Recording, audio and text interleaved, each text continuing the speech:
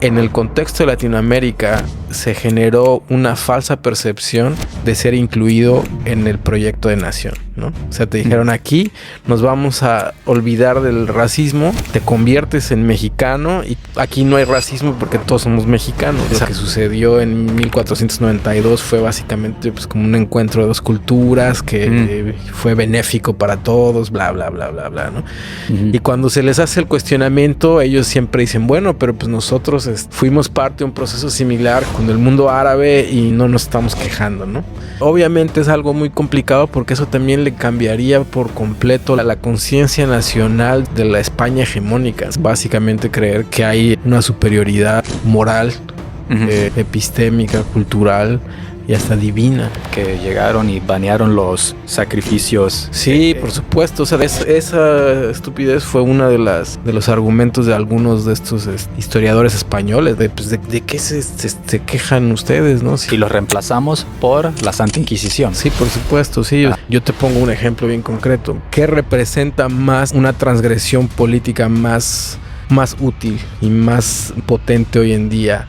Una mujer blanca, europea, ambientalista que se saca las tetas en medio de una plaza pública, o una mujer migrante de clase trabajadora islámica con un hijab. Él es Boca Floja, escritor, rapero y activista mexicano radicado en Estados Unidos. Él es uno de los íconos de la primera ola del rap y su impacto es indiscutible. En esta ocasión no hablamos ni de música ni de rap. Nos sumergimos en un tema que es central en el trabajo crítico de Boca Floja, que es el proceso de decolonización. Exploramos por qué este proceso es clave, las diferencias entre la colonización de los británicos y de los españoles, el mestizaje como una herramienta de proyecto colonial, la identidad latinoamericana y cuestiones como si España debería pedir perdón por la conquista o no. Si aún no te has suscrito a este podcast, este es el momento de hacerlo. Presiona ese botón de suscribirte. No tienes idea cuánto eso ayuda a que este proyecto siga creciendo. Es un pequeño gesto que hace una gran diferencia para que sigamos haciendo este contenido. Ahora, sin más vueltas, te dejo con esta conversación con Boca Floja.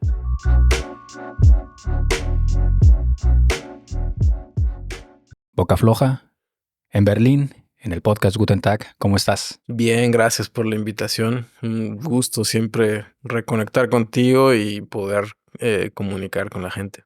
Cuando se habla o se escucha Boca Floja, se entiende bastante sobre anticolonialismo, antirracismo, anticapitalismo. ¿Qué se entiende por crítica anticolonial y por qué es importante?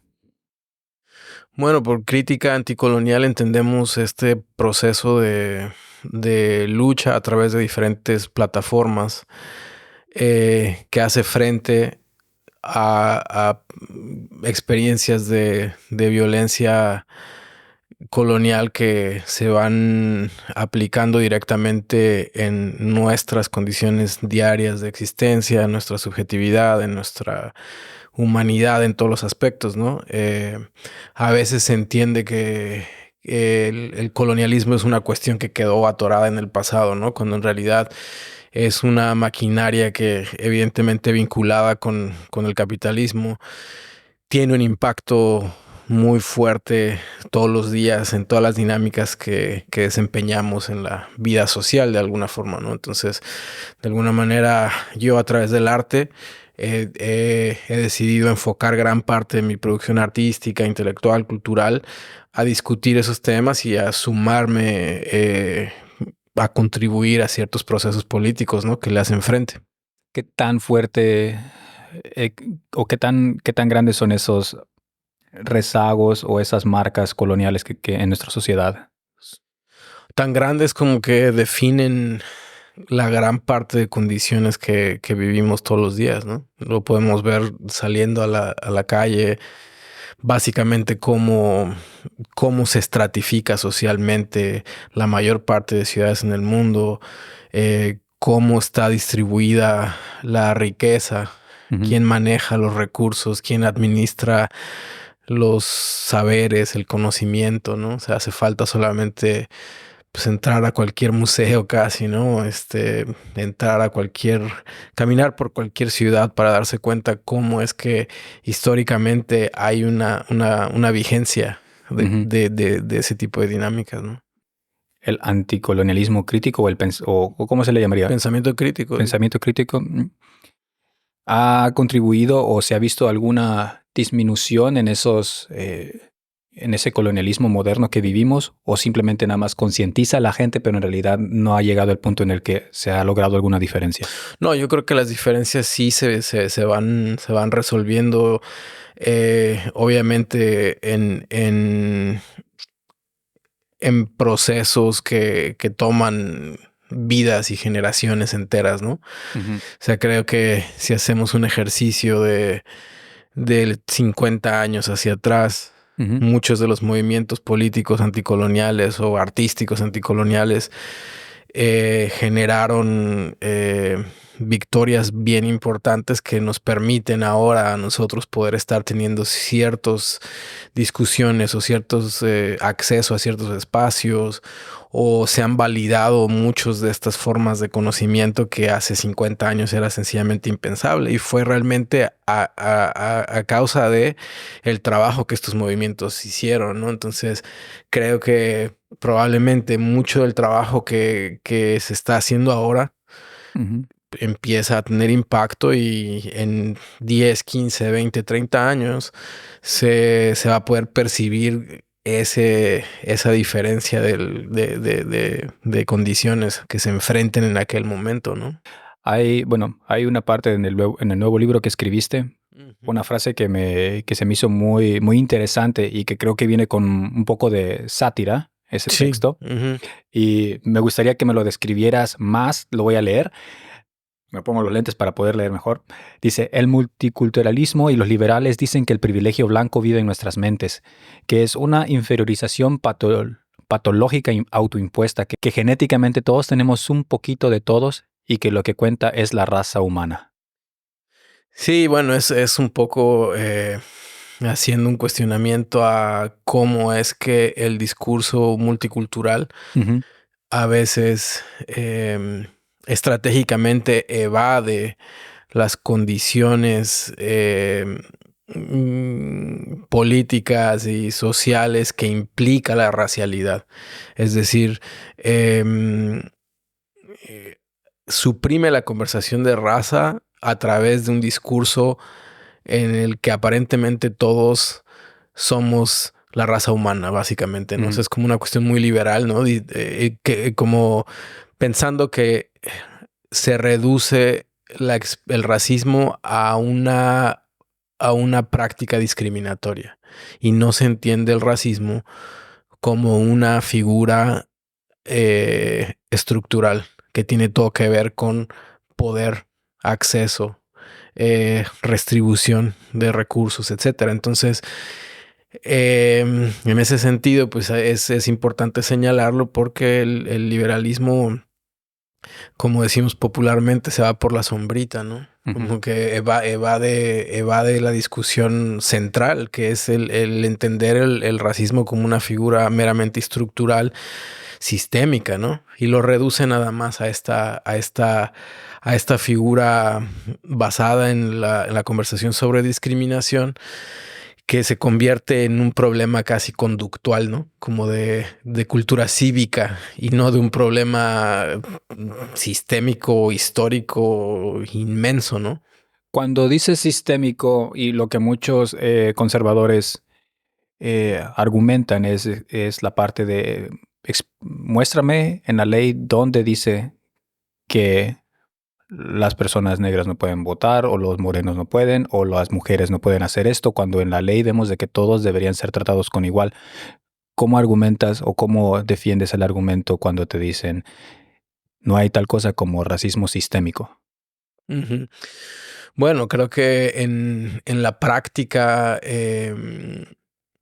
hace falta hacer este ejercicio de reconocimiento en términos de que las condiciones actuales de poblaciones históricamente empobrecidas responden a un proceso histórico de desventaja de saqueo, de extractivismo, de todos sentidos, que de alguna manera siguen estando en desventaja y esperando un ejercicio reparador y restaurativo.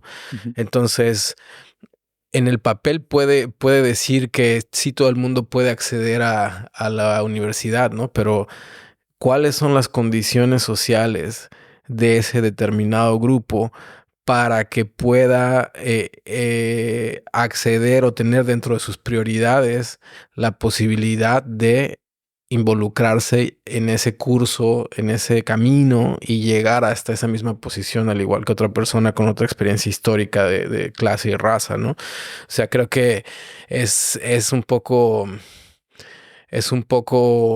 una pantalla que se justifica a través de una figura legal que en términos reales pues no aplica tanto, ¿no? O sea, es como, te pongo un ejemplo así muy básico.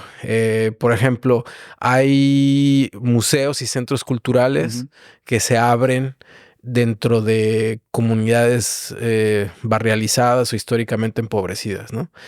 Los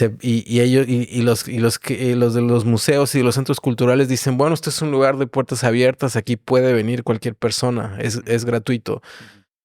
Pero curiosamente la gente del barrio y de la comunidad nunca entra, nunca hace uso de eso, ¿no? Aunque técnicamente pudiera hacerlo.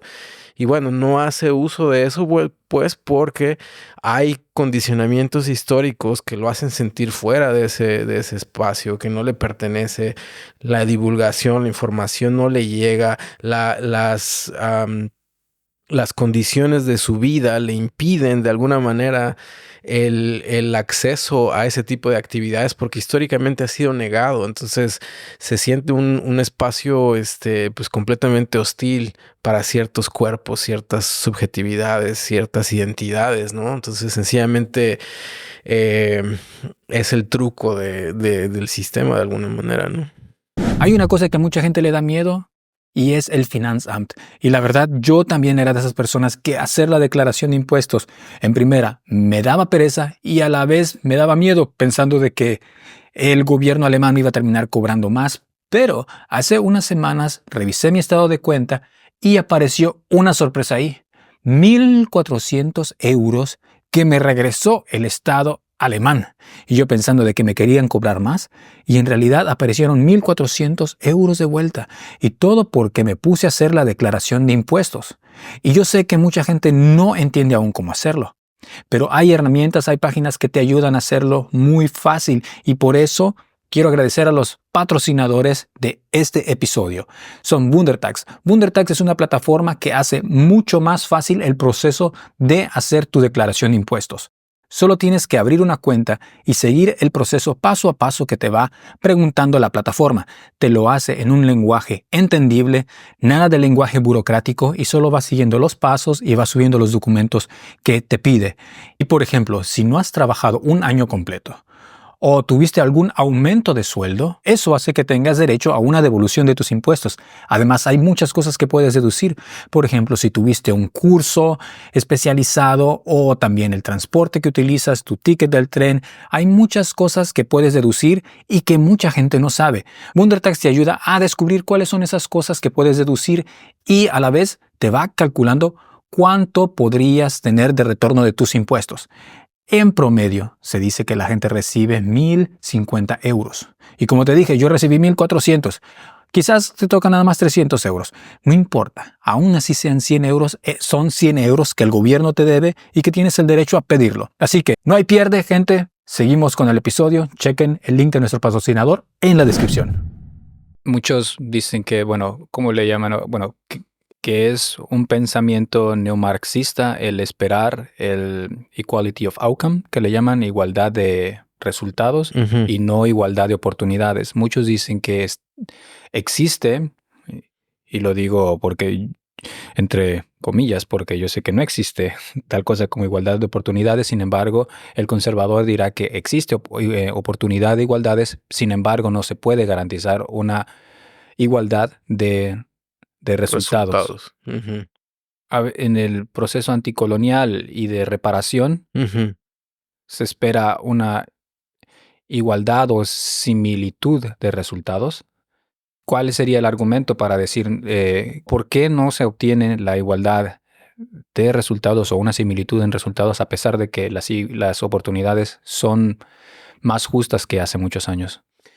Bueno, pues las oportunidades pudieran ser más justas en algunos ámbitos, en algunas plataformas, en algunas experiencias de desenvolvimiento. Sin embargo, no siguen siendo equitativas en términos reales en un espectro más amplio. Por otro lado, ¿quién determina los resultados y quién evalúa los resultados? Normalmente son estructuras de poder que están diseñadas bajo otra óptica, otra comunidad, otros condicionamientos, otras lecturas del proceso en sí mismo. Entonces, bajo esa lógica también, pues ahí ya hay un proceso imbalanceado en el curso de las cosas, ¿no? O sea, yo creo que parte del trabajo que se hace a partir de una lógica del sur global, de alguna manera, es un poco descentralizar también esas lógicas de poder, esas lógicas de éxito, esas lógicas de llegar a ciertas metas y resultados, porque tenemos que buscar otras vías y otros referentes para poder medir de una forma pues más justa nuestro caminar, ¿no?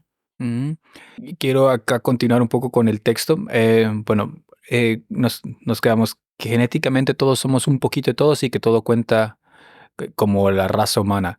En esa medida me daré la tarea de someter varios proyectos e iniciativas a diversas instituciones culturales con recursos exigiéndoles concretamente 14% más de posibilidades y de ventajas para obtener financiamiento basado en el 14% de blanco ibérico que me corresponde de acuerdo al ADN. Mi nombre es Bocafloja, me autodefino como hombre blanco europeo y mi escudo familiar se remite a Santander. Claro, pues sí, eso es como un poco una broma realmente, ¿no? O sea, porque cuando es una broma respecto al discurso liberal, ¿no? Que asegura que, bueno, básicamente no existen... es una visión desracializada, como le llaman también en Estados Unidos como colorblind, que en términos de acceso, en términos de poder, en términos de distribución de recursos y justicia, pues realmente no funcionan las cosas así, lo sabemos, ¿no? Entonces hablábamos de que, bueno, si eso realmente fuera verdad, entonces... Si socialmente yo apelara, ¿no? Esa es la broma, ¿no? Si socialmente una persona con mis condiciones raciales o con mis condiciones de subjetividad de cualquier índole apelara como a ese tipo de dinámicas, pues entonces estaría como jugando con esta idea, ¿no? De basarme en mi apellido, ¿no? Que para hacer un reclamo de una experiencia más privilegiada, ¿no? Pero pues en realidad, pues digo, ahí viene el cuestionamiento del origen colonial de todo, ¿no? O sea, hasta el propio nombre, ¿no? Es una imposición colonial y viene cargando toda esta serie de valores coloniales, pues desde su claro, o es inicio. como la persona blanca que quiere hacerse el examen de ADN para descubrir que hay un porcentaje africano para poder decir algo racista y decir, soy 10% negro, puedo decir la the N-word. Claro, exacto. Ahí lo acabas de decir todo. Acabas de resumir el discurso multicultural del liberalismo. O sea, básicamente esas pruebas de ADN de alguna manera surgieron bajo esa motivación, ¿no? Como decir, bueno, pues es que al final del día, pues ellos dicen, pues todos somos africanos, ¿no? O sea, todos tenemos 0.001. Se da mucho en los Estados Unidos, ¿no? Respecto a eso, sobre todo mucho con la cuestión de los nativoamericanos, ¿no? También siempre es como, no, yo soy 0.001 nativo americano y incluso puedo apelar hasta a derechos restaurativos, ¿no? Porque incluso pues, hay recursos para ese tipo de cosas, ¿no? Entonces es como muy, muy complejo y asqueroso al mismo tiempo. Claro, claro. Y bueno, en eso después describes en el texto, en Bruselas me reconocen como marroquí. Estando en Berlín, los turcos me dan la mano y después me la quitan cuando eh, imaginan que soy colombiano. Sí, la idea de eso pues es un poco como desmontar esta figura de la nacionalidad como una, como una categoría racial, ¿no? O sea, a veces se entiende eso de una forma súper errónea, ¿no? Ujú. Y no se clarifica que son experiencias distintas, ¿no? Raza, etnicidad, nacionalidad, o sea, son tres paquetes diferentes, ¿no? O sea, y en ese sentido, pues también desmontar esa figura en la que se adjuntan condiciones raciales a ciertas figuras nacionales, ¿no? Entonces, pues es un poco jugando con esa lógica de desmitificar ese tipo de condiciones, ¿no? Que es importante como clarificar que son elementos y condiciones muy diferentes una de la otra, ¿no? Dices, las percepciones ambiguas de raza son un ejercicio psicótico del ente colonizado. Atentamente, la diáspora. ¿Qué es la diáspora? Pues la diáspora es un trasiego de muchas cosas, es un proceso eh, continuo de movimiento, es un proceso de reclamación histórica. Se puede hacer una lectura desde muchos ángulos, ¿no? O sea, desde lo histórico, desde lo poético, desde lo económico, desde lo vivencial, ¿no? O sea, en general para mí la diáspora es eso, es un continuo movimiento que carga un proceso histórico pues complejísimo que constantemente se está haciendo una relectura de lo que significa de acuerdo a cada espacio donde se va movilizando, ¿no? Entonces Ujú. es una carga histórica de muchas cosas, ¿no? Return to my native land. ¿Qué Ujú. suena en tu mente? Bueno, eso es una figura poética y una figura política que se abre también hacia muchos debates que tienen que ver con la diáspora, ¿no? Al final del día, cuál es nuestra tierra nativa, ¿no? O sea, Ujú. cuál es el propio colonialismo nos despojó de muchísimos datos referenciales de dónde exactamente somos, de dónde exactamente vivimos. Entonces, realmente esos relacionamientos al apego por la tierra y por el espacio, pues no dejan de ser también un tanto eh, dados a la imprecisión y un Ujú. poco a la a una relectura que tienes que hacer forzosamente de qué es lo que te pertenece y qué no, ¿no? Entonces, pues básicamente donde vamos caminando, pues de ahí somos de alguna forma, ¿no? O sea, porque imagínate, ¿no? La figura colonial con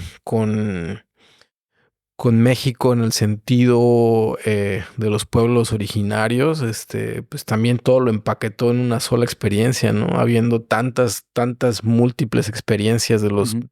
tan disímiles una de la otra, ¿no? En tantas regiones de un espacio tan grande, ¿no? La cuestión con la diáspora africana en las Américas también, pues un modelo como súper violento y abrasivo que parte de la estrategia era de deshumanización, pues era el borrar todo registro, ¿no? O sea, lo que nos quedaba era la oralidad y la fe, ¿no? Entonces, pues es bien complejo eso, ¿no? O sea, creo que sí se puede utilizar, esa frase es muy bella, muy poética, muy fuerte, políticamente muy intensa, muy útil, como una medida de fe y de sobrevivencia, pero al mismo tiempo es como un tanto inocua, porque pues, al final del día estamos nadando en el vacío, ¿no? Claro, entrevisté en el podcast de inglés, entrevisté a un Ujú. comediante de Nueva York, afroamericano. O bueno, ¿qué sería lo más correcto? ¿Decir afroamericano o black americano? Porque en realidad, Sí, bueno, digo, hay muchos debates, ¿no? Pero bueno, afroestadounidense, afroamericano, etcétera. porque la cuestión que hablaba con él, que él llega aquí y veía a otra gente también de origen africano. Y Ujú. él decía, mi hermano, voy a hablar con él pensando que tenemos las mismas referencias y todo, y no, completamente Diferente. súper diferente, porque otras personas sí vienen de África y tenían comida diferente o gustos musicales diferentes, incluso el lenguaje diferente. Hablan francés o hablan el idioma nativo de su tierra en África, y él pensando, ¿cómo lidio con esto? Se ven como yo, pero no son como yo. Y yo he Ujú. tenido el entendimiento de que venimos de África y que nuestra tierra es de África, pero cuando hablo con ellos no somos iguales. Sí, claro, pues ahí también las cuestiones de, ese es uno de los legados coloniales, ¿no? Esa desconexión y esa serie de construcciones relativas a la etnicidad que van construyendo pues otras identidades, otras referencias culturales, otros, y estas desconexiones profundas, ¿no? O sea, es como que a veces se habla mucho de este regreso a África, ¿no? Ujú, Pero es como hablabas, ¿no? ¿Qué es África? ¿Dónde en África? ujú. Y qué tanto entiendes la realidad actual de África, ¿no? Y qué tanto África entiende las condiciones de tu subjetividad como persona afrodiaspórica, ¿no? Concretamente en los Estados Unidos o en cualquier otra parte del continente, ¿no? Lo mismo pasa con la, con la romantización de otras figuras en otras experiencias culturales, políticas como Aztlán, ¿no? O sea, es Ujú, como que el eterno regreso a Aztlán, ¿no? sí, Pues también es dónde, cómo y cuándo, ¿no? claro, claro. Entonces, Sí, o cuando soy de sangre azteca. ah, exactamente, exacto, sangre azteca, pero cuál es, o sea, empezando por esa forma en la que esa serie de multiplicidades étnicas, culturales, dentro de los pueblos originarios en el continente, que también no es lo mismo, los pueblos que están en la parte maya que Ujú. en la Sierra Tarahumara, ¿no? O sea, son completamente diferentes condiciones de todo, cosmovisiones, todo es distinto, ¿no? Bueno, ahora que vives en Estados Unidos, me imagino que el nacionalismo está cada vez más grande, pero también habías mencionado algo también respecto al nacionalismo latinoamericano. Ujú. Decías, la premisa básica del nacionalismo latinoamericano es primordialmente antinegro y antiindígena. Qué tan diferente es con la norteamericana, y a qué te refieres con esta frase? Bueno, la forma en la que se construyeron la mayor parte de los estados-nación en Latinoamérica fue a través de un nacionalismo criollo. Básicamente, la población de élite blanca, descendiente directa de los españoles en su mayoría, Ujú, ya nacidos en lo que entendemos como Latinoamérica, pues se convirtieron en los nuevos caciques, ¿no? En los nuevos colonizadores, en los nuevos administradores de los recursos, del poder y de los saberes. Entonces, esa figura nacionalista de cada uno de esos países, incluyendo evidentemente México, que es de alguna forma pues una relación directa que nos atañe, pues formaron este paquete ideológico en el cual diseñaron este patriotismo criollo ujú, que fue hecho a medida de situarlos a ellos dentro de una estructura de poder que les ha permitido de alguna manera pues sustentar su estatus hasta el día de hoy, ¿no? Entonces, a eso me refiero, que ese nacionalismo es un nacionalismo, pues concretamente antinegro, porque borró históricamente pues la contribución y la humanidad de la población negra en México, todo registro histórico, y de alguna manera se encargó de amestizar a la población indígena para humanizarla, ¿no? O sea, de mexicanizarla, ¿no? O sea, por ahí no me acuerdo qué autor hablaba de eso, ¿no? De que muchos, hablaba concretamente un pueblo originario que hacía una narración sobre una persona el día que bajó de su comunidad a la ciudad fue el día en el que se convirtió en mexicano, ¿no? O sea, básicamente esa lógica de hispanizar a través del lenguaje y la religión católica, automáticamente como un proceso de ciudadanización, como súper violento, ¿no? O sea, ya no te llamas como normal, como en tu comunidad se te denominó, sino ahora te llamas Juan Pérez, hablas español y eres mexicano, ¿no? Pero sigue siendo la mano de obra y la fuerza de trabajo, ¿no? Entonces, básicamente como que ese modelo esclavista mutó hacia la clase trabajadora, fuerza de trabajo, en esa medida, ¿no? Pero bueno, hubo algo muy diferente en la colonización de Norteamérica a la de Nueva España, ya que por lo menos los pueblos indígenas se les permitieron de hasta alguna forma existir o mezclarse, a diferencia de en Estados Unidos, donde la mayoría fueron borrados del mapa. Pues, a ver, el asunto de esta mezcla fue una cuestión que no fue necesariamente armónica, ¿no? O sea, el proceso colonial con los españoles que formaron de alguna manera ciertos vínculos y que generaban familias, pues tiene que ver también con la estructuración del sistema de castas, tiene que ver con que el modelo esclavista de los británicos era un tanto distinto en esa figura. El modelo en los Estados Unidos pues, tuvo otros matices que pienso yo facilitaron, o sea, digo, hablar de cuál es mejor y cuál es peor es imposible. O sea, los dos son pésimos, ¿no? Pero yo siento que, por ejemplo, en el contexto de los Estados Unidos se permitió la posibilidad de antagonizarse un poco más, ¿no? O sea, como la posibilidad de este orgullo negro que la propia violencia colonial impuso, generó un antagonismo como más a la clara, ¿no? En el contexto de Latinoamérica se generó una falsa percepción de ser incluido en el proyecto de nación, ¿no? O sea, te dijeron aquí nos vamos a olvidar del racismo, te conviertes en mexicano y técnicamente todos, aquí no hay racismo porque todos somos mexicanos, ¿no? Cantamos todos juntos Zumba ya y... Exacto. Ajá. Entonces ahí o sea, fue como más, de hecho me entiendo como mucho más perversa la lógica de la articulación del mestizaje como un motor para viabilizar el colonialismo interno. O sea, el mestizaje fue una idea perversa y brillante dentro de esa perversidad, ¿no? Porque sigue siendo como pues sigue siendo el motor del nacionalismo, ¿no?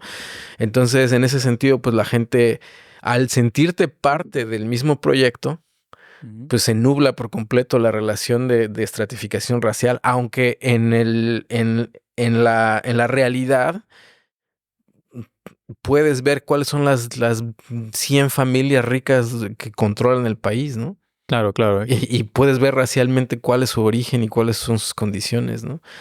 En la inmensa mayoría, ¿no? Entonces puedes ver que las poblaciones históricamente más empobrecidas racialmente son muy distintas a las que están en otras condiciones, ¿no?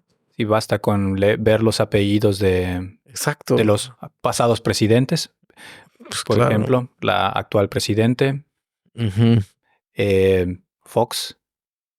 Y pues así sí. nos vamos bastantes presidentes anteriores y tienen apellidos que... Sí, obviamente, ¿no? Y hablamos de que los presidentes ni siquiera están a esos niveles de riqueza de esas otras 100 familias que son verdaderamente como pues las dueñas del país, ¿no? Claro, que claro. Eso sí son, o sea, ¿cuándo has visto una persona que se apellide como Aramburi en condición de calle, ¿no? O sea, claro. O sea, este es un legado colonial y pues el proyecto de mestizaje le resultó muy eficiente dentro de esa lógica, ¿no? Ujú. Y eso que bueno, en otros países de Sudamérica me han dicho que es todavía peor, porque me dicen, bueno, en México todavía ustedes tienen algunos políticos que se ven, que son Diferentes. diferentes, que se ven, digamos, de piel morena, que se ven que son de alguna comunidad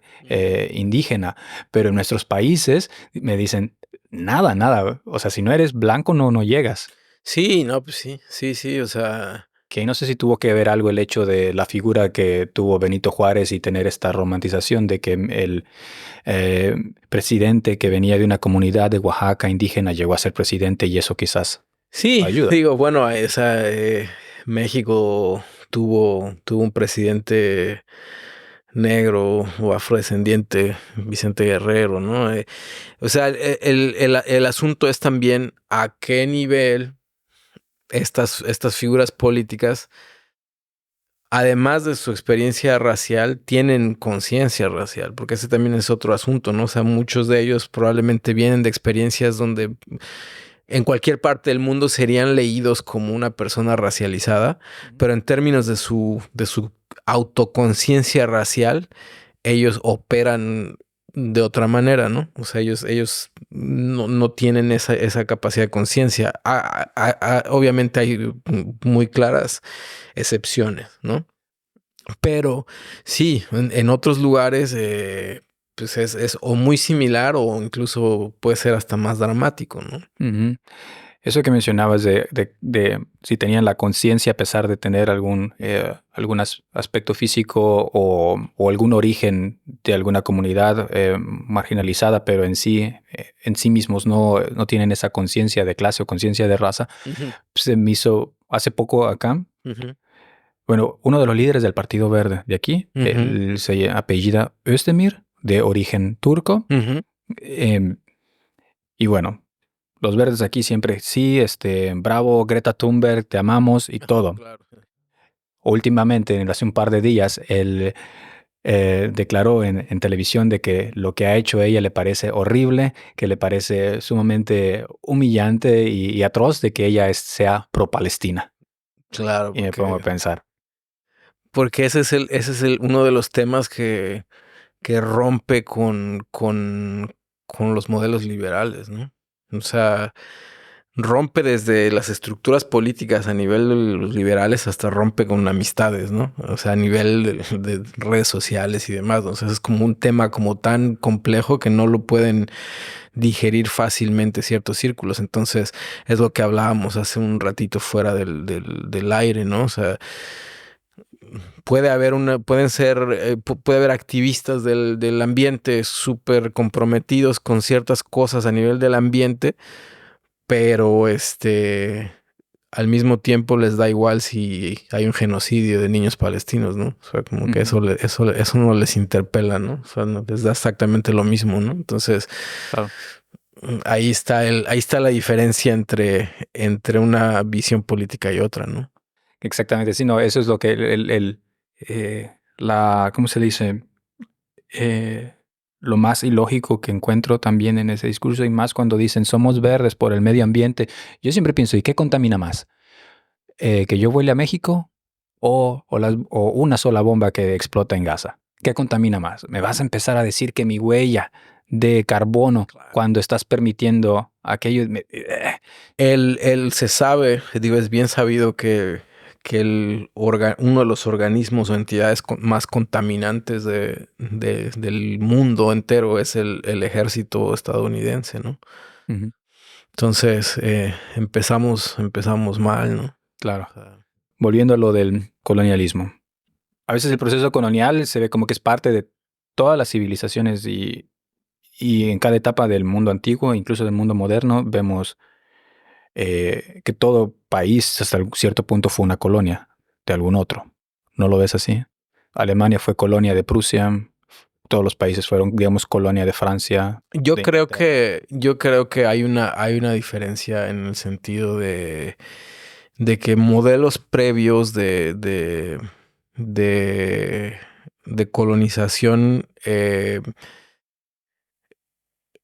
tenían evidentemente como el componente imperial Ujú, expansivo, Pero pienso yo que en términos de cómo la lógica de acumulación capitalista le ha cambiado la cara a eso y lo ha violentado más, creo que lo hace tener una naturaleza diferente, ¿no? O sea, porque, no sé, recientemente estamos viendo mucho este asunto de lo del 12 de octubre, ¿no? En España, ¿no? Que está teniendo una agenda política a nivel Estado para discutir su rol dentro del proceso colonial, ¿no? Entonces, de hecho, incluso vi que hay como varios pósters e imágenes en la calle que dicen, nosotros no somos un pueblo genocida, lo que sucedió en 1492 fue básicamente pues, como un encuentro de dos culturas que fue benéfico para todos, bla, bla, bla, bla, bla, ¿no?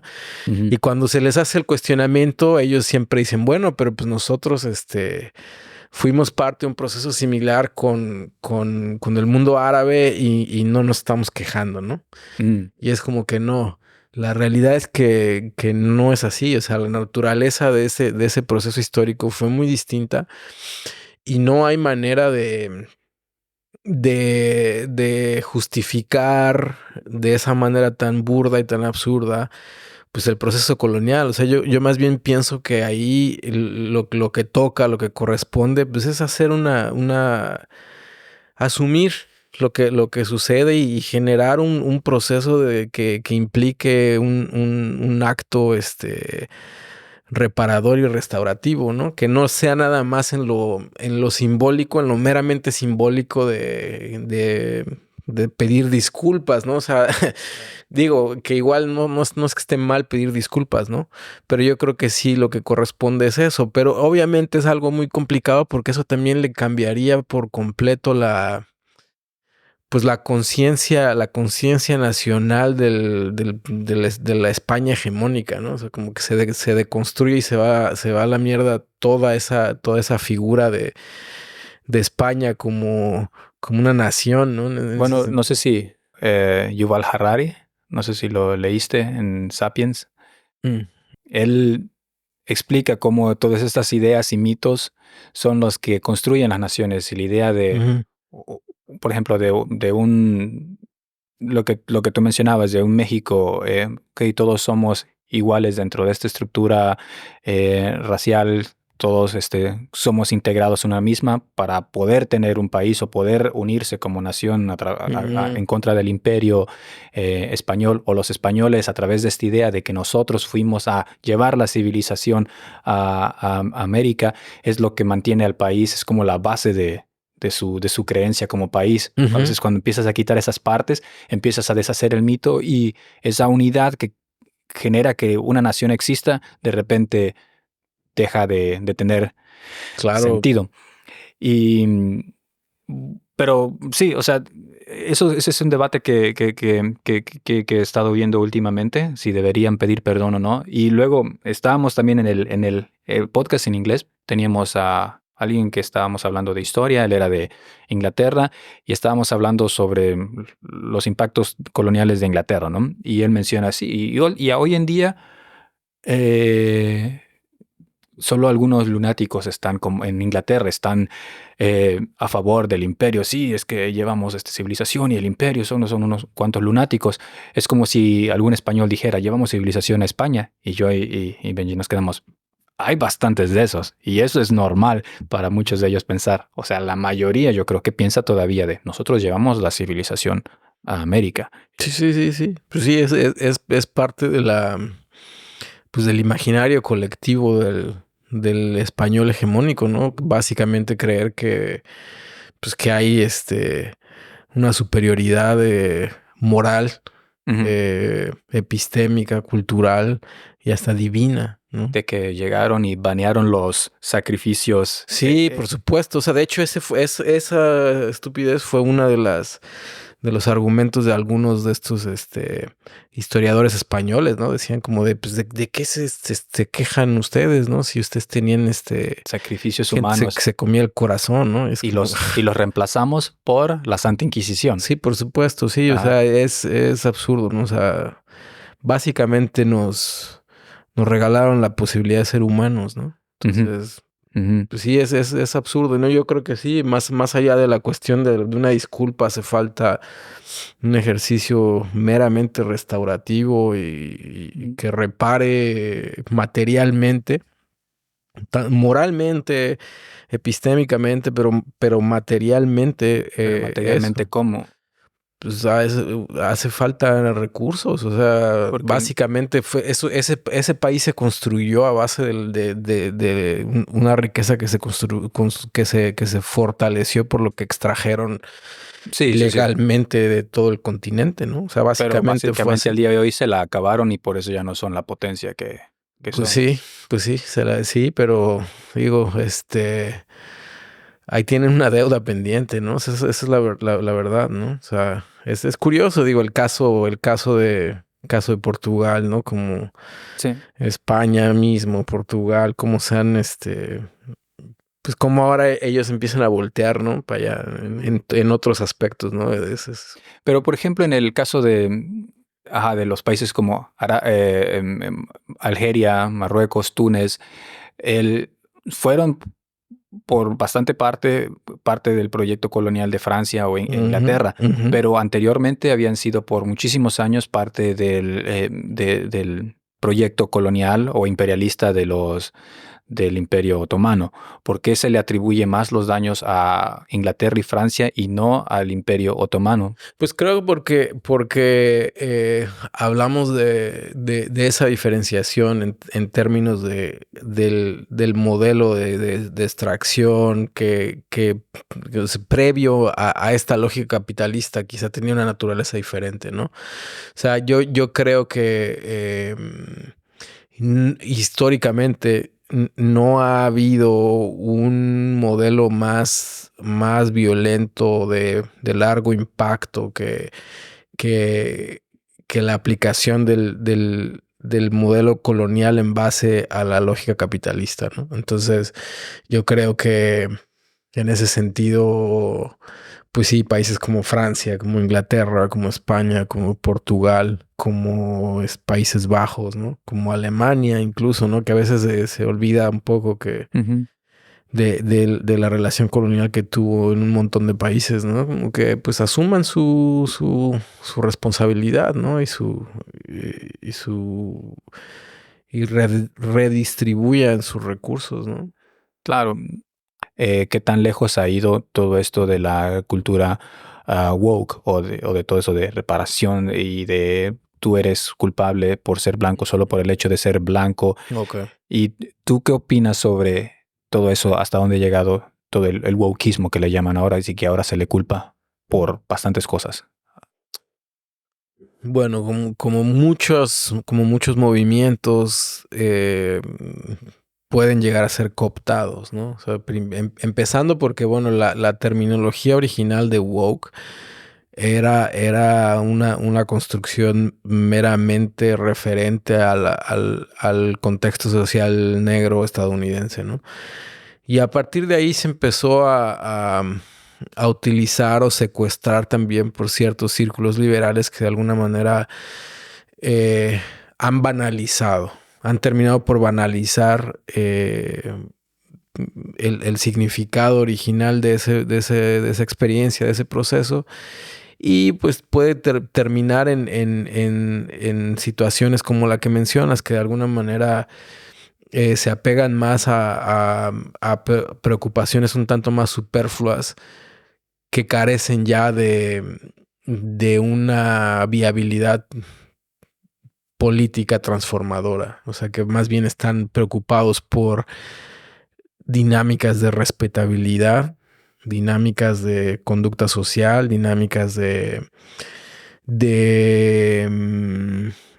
comportamiento cívico y de como que políticas de lo correcto y lo incorrecto, ¿no?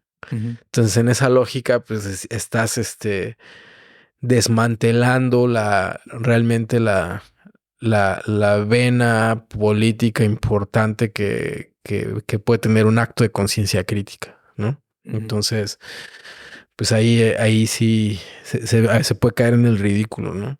Porque mucho eso es lo que últimamente critican de que el ir tan lejos con el wokismo, no sé si se le llama así en español, y la Interseccionalidad. interseccionalidad Ujú. es lo que ha llevado a que figuras, por ejemplo, en Europa más de derecha o de más extremo derecha, debido al empuje tan fuerte que ha sido hacia el otro lado. Puede tener un impacto negativo, definitivamente. Sí, o sea, puede contribuir a la derechización de alguna manera, justamente porque termina por despolitizar, ¿no?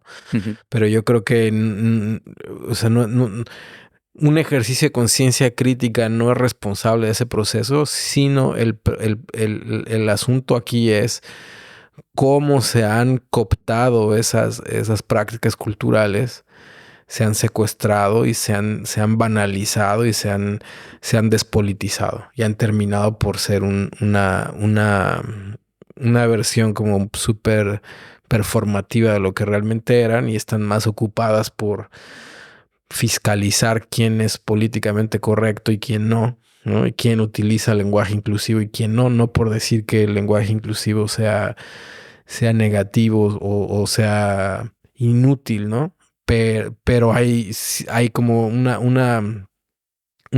se llegan a priorizar ciertos procesos al tiempo que Ujú. se ignoran otros, ¿no? Ujú. Entonces, o sea, volvemos al asunto de Palestina, ¿no? O sea, pareciera que hoy en día es más grave hacer un misgendering Sí. que la matanza de niños palestinos, ¿no? Entonces, o sea, eres públicamente satanizado si haces un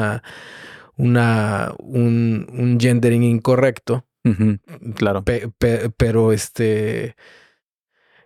tu posicionamiento respecto a lo que está pasando en diferentes partes del mundo, con genocidios, con abusos sistémicos de violencia, muerte, está bien, ¿no? Sí. Entonces, Siempre y es cuando como, uses mientras uses el el artículo pronombre correcto, el correcto, pronombre correcto, estás bien, ¿no? o aceptes cualquier definición de lo que es mujer, porque también es otra. Sí, sí, sí. O sea, entonces ahí es cuando llegamos a ese punto donde esas mismas, porque eso incluso afecta a esas mismas luchas, ¿no? Esos mismos procesos que tienen una historia de lucha bien importante, lo banalizan, ¿no? Lo Ujú. convierten en una broma, ¿no? Entonces, pues bien peligrosa la cooptación de esas experiencias, ¿no? Ujú.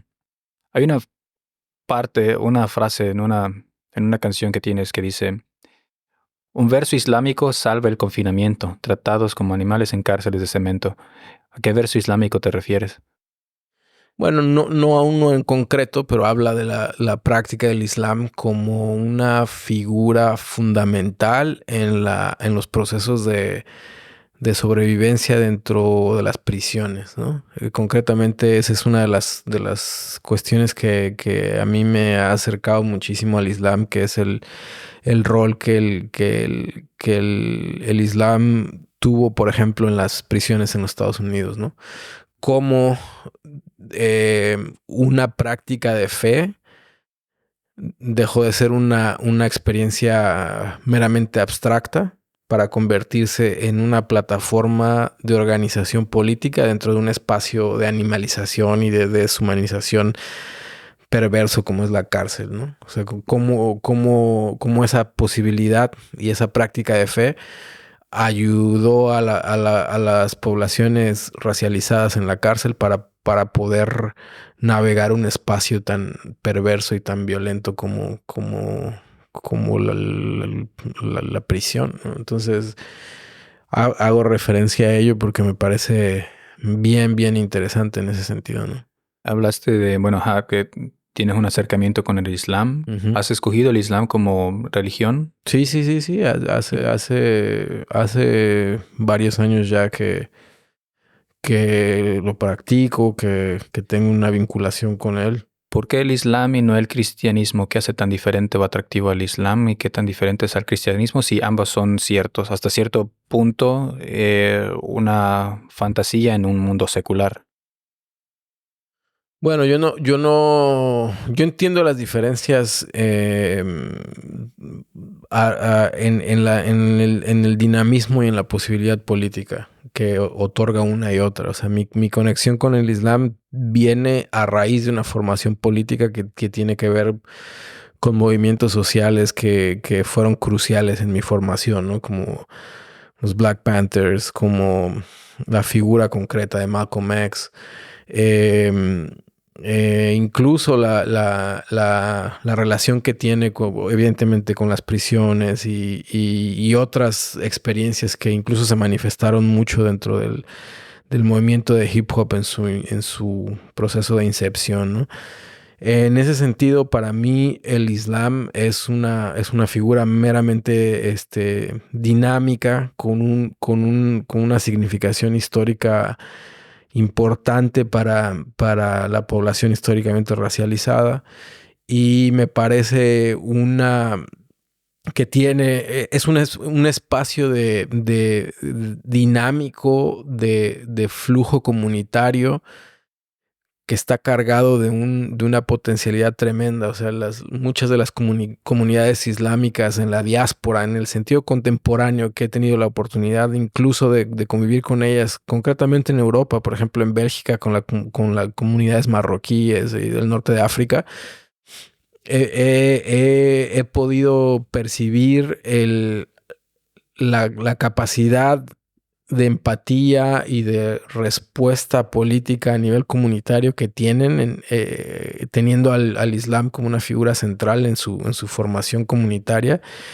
Y me parece súper interesante, ¿no? O sea, me parece que es una práctica de fe muy dinámica, que fundamentalmente está basada en la historia y en la ciencia, y está basada también pues en una idea muy apegada al sentir comunitario, ¿no?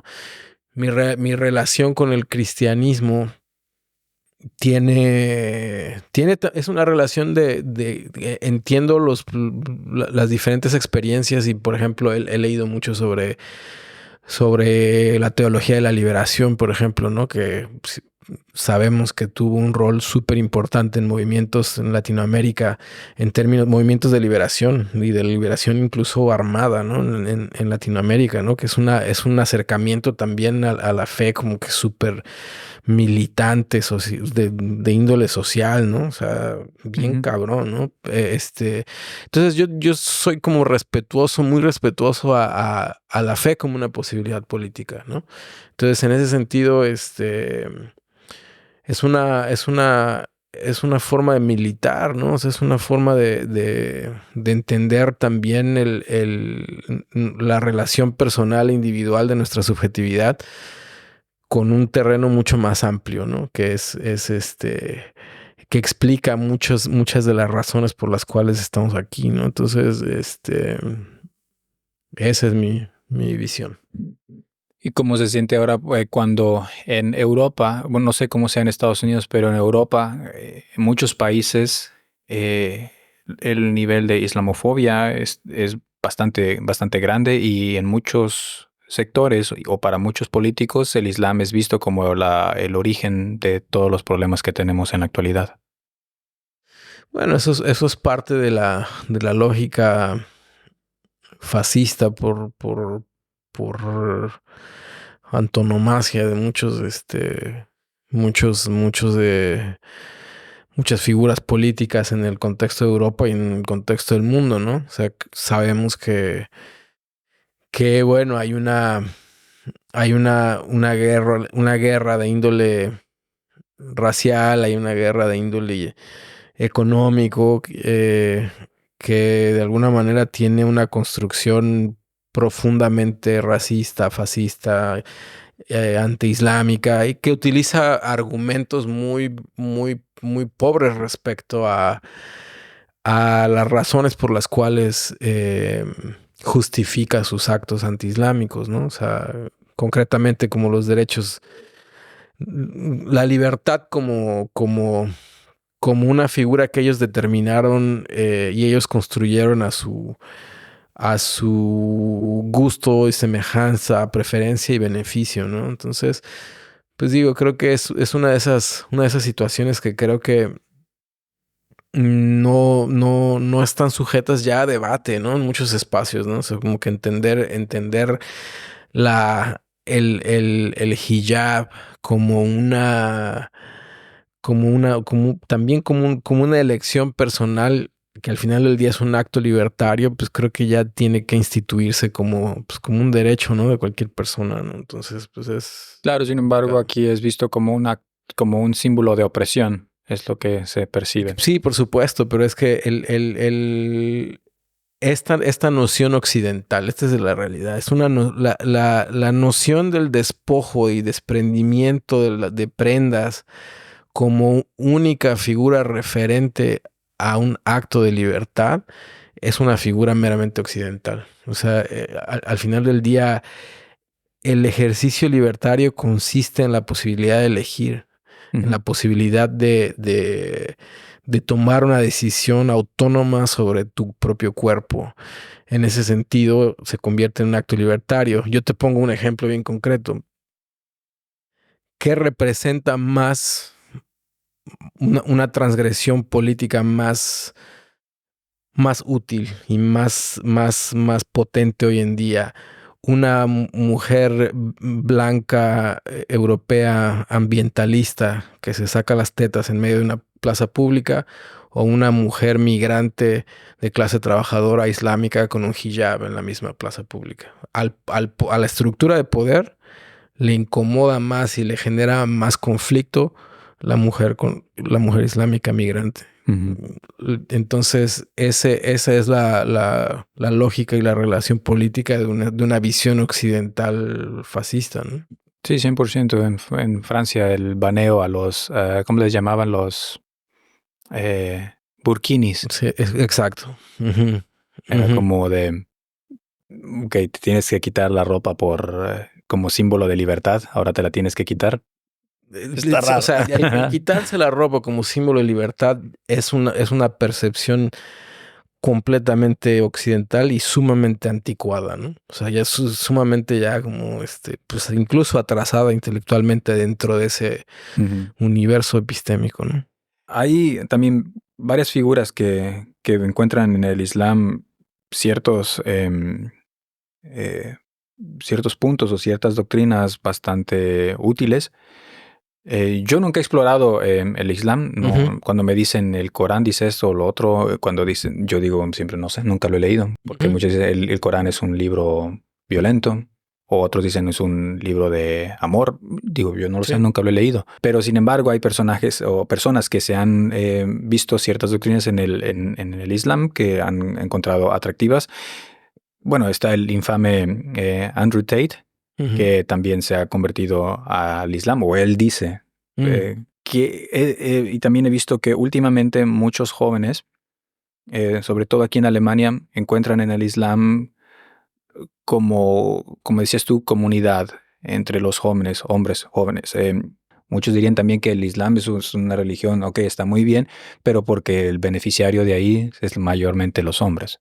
¿Es así o no es así? Pues no, yo creo que aquí hay un asunto que a veces dinámicas culturales de cada región y de cada país tienen ciertas prácticas que en su proceso de justificación social utilizan al Islam como su llave de salida a esa justificación. Te pongo un ejemplo, ¿no? O sea, dinámicas patriarcales de la sociedad marroquí, en su afán por justificarse, hacen valer una interpretación errónea del Islam como para decir que su comportamiento y sus decisiones son por un razonamiento islámico, cuando en realidad responden a una dinámica cultural aprendida de la sociedad marroquí, ¿no? O sea, no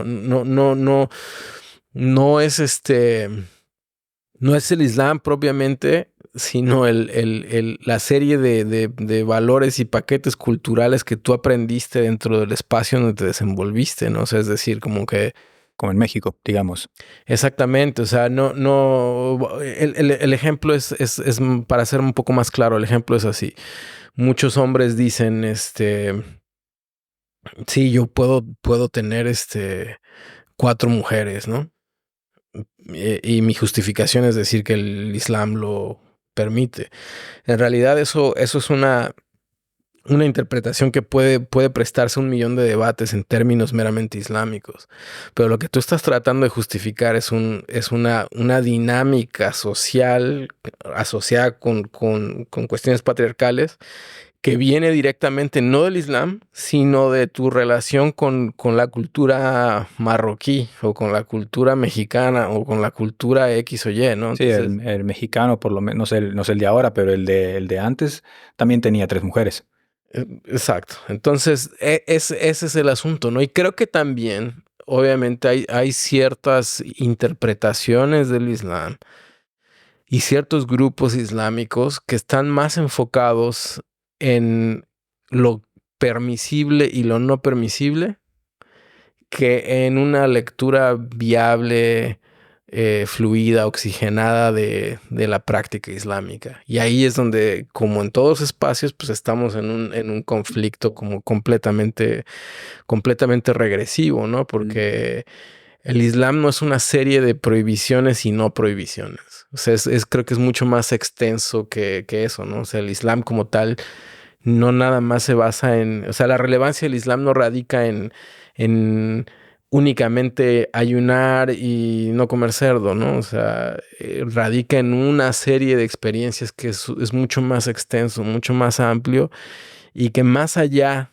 de poner en práctica ese tipo de dinámicas para mí, tiene más que ver con esas posibilidades que te otorga la fe y la religión como una estructura comunitaria, una estructura individual, una estructura espiritual, ¿no? Entonces, va más allá, ¿no? A veces dejamos que la cultura como tal del lugar donde nos desenvolvemos determine ciertas condiciones y genere un ejercicio confuso, ¿no? Claro, claro. Sí, sí, en realidad te digo yo, solo por la superficie es lo que uno conoce, las prohibiciones y obligaciones que tiene, Ujú. más allá de lo demás, que también es lo que muchos ven a través del cristianismo, más como una serie de prohibiciones y prejuicios o un manual para juzgar a los demás, que Claro. en sí otras cosas que hoy en día en el mundo secular se aplican con diferentes nombres, como el decir soy muy espiritual para no decir soy religioso. Ujú. Hago afirmaciones para no decir hago declaraciones de fe. Exactamente. Hago como mi journal de agradecimientos para no decir estoy rezando por mis alimentos o antes de dormir. Y son como cosas que ahora el mundo secular toma como para sustituir o como para hacer selectivo algunas de las cosas buenas de la religión, a lo que muchos también llaman como el cristianismo cultural, en el que solo Ujú. somos un país cristiano, porque solo somos un país cristiano para decir estamos en contra del Islam y solo vamos a tomar algunas cosas para decir somos seculares, aunque seguimos haciendo ayunos, pero les llamamos ayuno intermediario.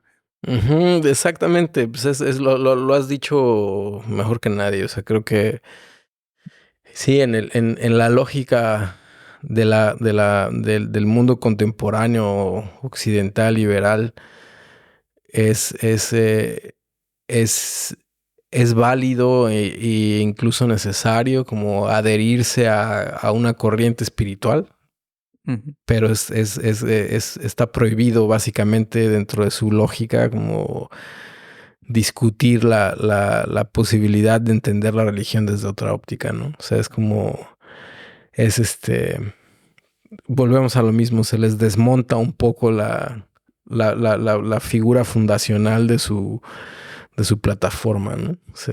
Se desbarata, ¿no? Entonces, pero es lo mismo. Tengo unas preguntas, digamos, preguntas flash Ok. para los que estaban escuchando. Hoy no hablaron de rap. Tenía yo bastante Qué interés de bien, qué hablar bien. otras cosas. Porque he Sí, visto sí. entrevistas tuyas donde hablan mucho del rap, de la historia, de la escena de antes, pero me interesa más hablar de estos Y la verdad te temas. agradezco la oportunidad muchísimo. Sí. ¿Tus libros favoritos? Sí, en ese sentido tengo que ir como con los clásicos, ¿no? Que me cambiaron, ¿no? Que me ayudaron a fortalecer un montón mi formación. O sea, no son nada, nada, nada que la gente quizá no conozca, ¿no? Pero uno de los libros que más me ha impactado se llama Soledad Brothers, de George Jackson. Es uno de mis libros favoritos. ICOG Negro de Frank Wilderson es uno de mis libros como más en el contexto que me ha servido mucho a nivel teórico. Y pues obviamente Walter Rodney y Frantz Fanon, muy importante. May Ayim, que incluso es una autora afroalemana que me gusta muchísimo. En fin, es una lista larga, pero esos son como tus favoritos. ¿Qué área de tu vida estás optimizando? La salud mental. ¿Cuál es tu siguiente paso? Sustentar las bases para estructurar una fundación cultural, una fundación artística. ¿Qué se sentiría bien si pasara? Bueno, llegar a una edad tardía con salud mental y física. Boca Floja, te agradezco haber venido al podcast. Fue un placer platicar contigo. No, gracias a ti por la oportunidad. Me encantó la conversación y estoy bien contento. Excelente, te agradezco que tengas un Guten Tag, Boca Floja. Sigue disfrutando Europa por los siguientes días. Gracias. Nos vemos la próxima vez que vengas o cuando ande yo por Estados Unidos. Claro que sí. Hasta pronto. Saludos. Welcome to the show. It's the Guten Tag Podcast.